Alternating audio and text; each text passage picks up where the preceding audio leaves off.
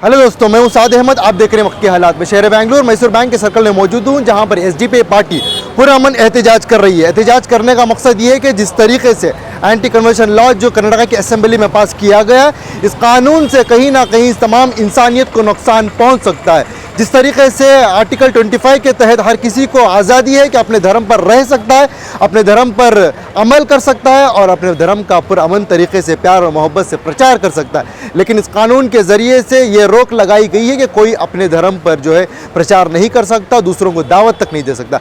और दूसरी बात, इस काले कानून के अंदर ये मेंशन किया गया और ये चीज़ ख़तरनाक लाई गई है कि अगर कोई धर्म बदलता है तो उसको इख्तियार होना चाहिए था कि मुझे किसी ने ज़बरदस्ती धर्म बदलाया है, मैं इसके ऊपर कार्रवाई करना चाहता हूँ। बल्कि कोई अपनी मर्ज़ी से धर्म बदलता है तो कोई भी ऐरा गैरा आ सकता है, आकर उसके ऊपर केस दर्ज करवा सकता है। इसी के साथ ही साथ हमारे मुल्क के अंदर लगातार कोई ना कोई आए दिन कानून लाया जाता है। कभी एनआरसी सीए के नाम पर कानून लाया जाता है, जब इसकी मुखालिफत करने के लिए रोड पर लोग उतरते हैं तो उन्हीं के ऊपर लाठियाँ बरसती हैं, उन्हीं के ऊपर गोलियाँ चलती हैं और उन्हीं को यूएपीए केस लगाकर जेल के सलाखों के पीछे डाल दिया जाता है। क्या कानून इसीलिए लाया जाता है कि अवाम को जेलों में डाला जाए?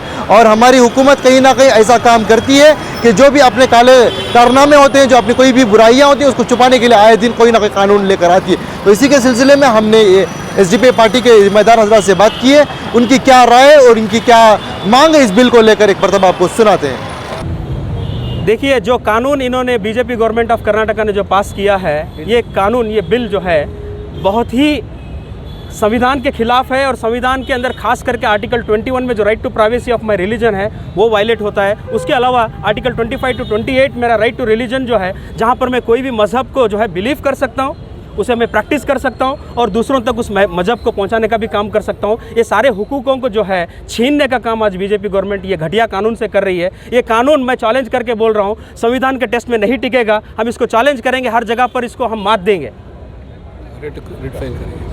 कंप्लेंट की बात की जा रही है तो कोई भी इस पर कंप्लेंट कर सकता है, इस पर क्या कहेंगे आप? देखिए, मैं मेरी स्पीच में मैं यही चीज़ कवर किया हूँ, जब कोई आप गुनाह बनाते हैं, कोई क्राइम बनाते हैं तो क्राइम को कॉग्निजेबल या नॉन कॉग्निजेबल डिफाइन करना पड़ता है। जबकि ये चीज़ जो है नॉन कॉग्निजेबल होनी चाहिए थी, इसको कॉग्निजेबल बनाने के चक्कर में वो लोग ये भूल गए कि इसको कितनी शिक्षा देनी चाहिए और किसके तरफ से कंप्लेंट लेना चाहिए, ये लिखना सही तरीके से भूल गए। और सभी को भी इसमें इन्वॉल्व किया है, माँ बाप, भाई बहन, मियाँ बीवी, फ्रेंड, कोई भी कर सकता है जाके कंप्लेंट करके। अरे यार, हमारे कोई दोस्त है, कौन दुश्मन है, बगल में कहाँ चोरी है, हमको कहाँ पता होता है कि कौन क्या जाके कंप्लेंट कर देगा हमारे खिलाफ। और यहाँ पे और एक सबसे घटिया चीज़ इस कानून में यह है कि मियाँ बीवी के बीच में अगर कोई अलग मज़हब से शादी होती है तो वो थर्ड पार्टी जाके भी फैमिली कोर्ट में कंप्लेंट कर सकता है। ऐसा एक घटिया इसमें जो प्रोविज़न इन्होंने लिखा है, जो कि सच में जो है मियाँ बीवी के बीच में दरार डालने का काम आज बीजेपी गवर्नमेंट कर रही है। अगर कुटुंब टूट गया तो पूरा भारत भी टूट सकता है। आप जिस दिशा में जा रहे हैं वो दिशा बहुत खतरनाक है। बीजेपी वाले रुक जाओ, क्योंकि एक बहुत पुरानी कहावत है उर्दू में, मियाँ बीवी राजी तो क्या करेगा काजी। जब काजी ही कुछ नहीं कर पाया तो आप क्या कर लोगे ब्लू जेपी वालों,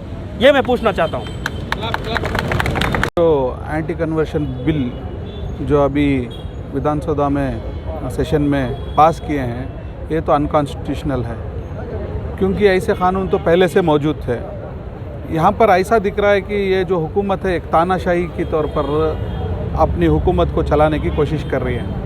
अभी हमें उस कानून के अंदर अगर देखेंगे तो उत्तर प्रदेश में भी ऐसा कानून है, ऐसा गुजरात में भी कानून है, लेकिन ये कंपटीशन करने के लिए कर्नाटका गवर्नमेंट शायद उत्तर प्रदेश की जो बीजेपी हुकूमत है और गुजरात की जो बीजेपी हुकूमत है उससे भी एक हाथ बढ़कर हम हैं कर दिखाने के लिए जो है उसके अंदर एक तरीक़ा इख्तियार की है।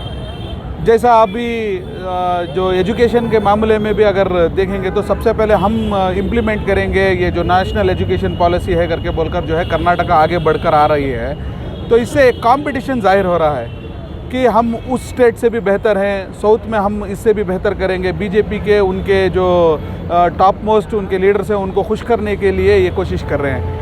इसके अंदर साफ जाहिर हो रहा है कि एक कॉन्स्टिट्यूशनल जो राइट्स है, जो हमारा आर्टिकल 25 का उल्लंघन है, उसमें बहुत सारे उसके अंदर जो लॉस उन्होंने बनाई है वो मुख्तलिफ तौर पर आगे दिनों के अंदर एक कठिनाई आएगी और लोगों के अंदर परेशानी आएगी। वो तो ये जो तरीक़ा इन्होंने इख्तियार किया है या नए उसके अंदर इंक्लूड किए हैं और डिफ्रेंशिएट किए हैं, क्योंकि एक कानून के अंदर दो तरीक़ा इख्तियार किए हैं। किसी को SC/STs को एक तरीक़ा इख्तियार किए हैं, जनरल को एक तरीक़ा इख्तियार किए हैं। एक कानून दोनों अलग अलग नहीं हो सकते।